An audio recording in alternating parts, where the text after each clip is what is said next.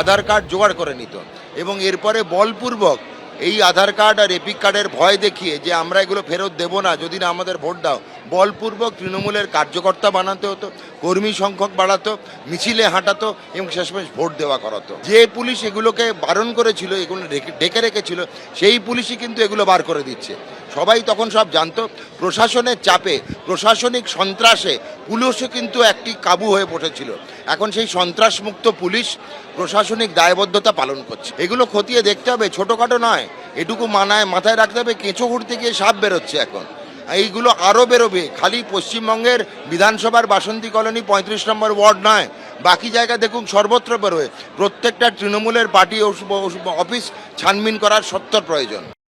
আমরা দাঁড়িয়ে রয়েছি সল্টলেকের বাসন্তী কলোনিতে। এই যে বাসন্তী কলোনি, সেই বাসন্তী কলোনির এই যে জায়গা আমরা দাঁড়িয়ে আছি, এটি তৃণমূল কংগ্রেসের পার্টি অফিস। স্থানীয় বিজেপির কর্মী সমর্থকদের বক্তব্য যে এই পার্টি অফিসে দিনের পর দিন রাখা হয়েছে বিভিন্ন মানুষের আইডি প্রুফ।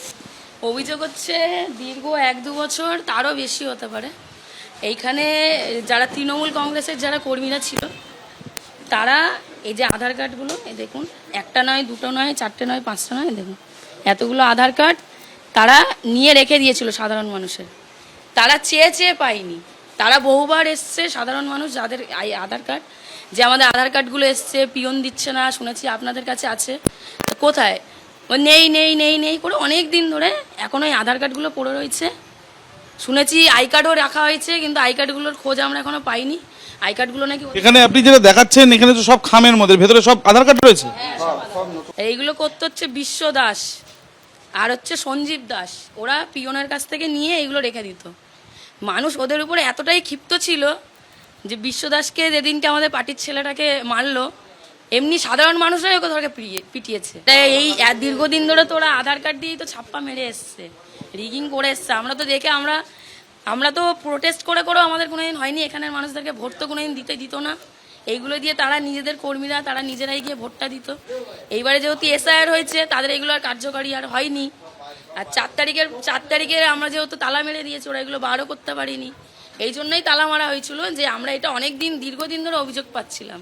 এবার আমাদের তো করণীয় কিছু ছিল না, কারণ প্রশাসন তো ওদের হাতে ছিল। মানে ইললিগালভাবে বেআইনি জমিগুলো বেচা হয়েছিল, সেইগুলোরই এগ্রিমেন্ট। এগুলো আধার নিয়ে গেছি আমি, এখানে ছিল আধার দরকার ছিল, এমার্জেন্সি তাই নিয়ে গেছি। কিন্তু বাবার মায়ের আমরা চাইতে এসেছিলাম, তাও দেয়নি।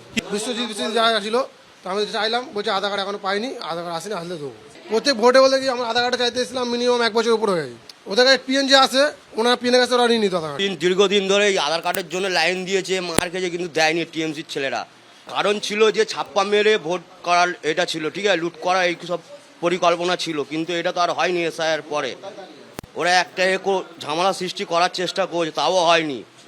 এগুলো লুকিয়ে দেওয়া, সাধারণ মানুষকে হ্যারাসমেন্ট করার জন্য এইসব করেছে ওরা। ভোট ঠিকঠাকভাবে দেওয়া হতো না, অনেকজনকে তো ব্লক করে। তোমাদের ভোট হয়ে গেছে, তোমরা চলে যান, আমাদেরকে বলতো। 2021-এ ভোট দিতে যায়নি, আমার হাজবেন্ডকে ধরে রাস্তায় ফেলে মেরেছে।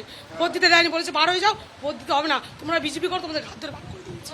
আমাদের ভোট দিতে গেছি, আমি বোতাম টেপার আগে বোতাম টিপে দিয়েছি। সব মিলিয়ে পুলিশের দ্বারস্থ হচ্ছেন তারা, এমনটাই তারা জানাচ্ছেন। ক্যামেরায় কৌশিক কর্মকারের সাথে আবির দত্ত, এবিপি আনন্দ, কলকাতা। এবিপি আনন্দ, এগিয়ে থাকে, এগিয়ে রাখে।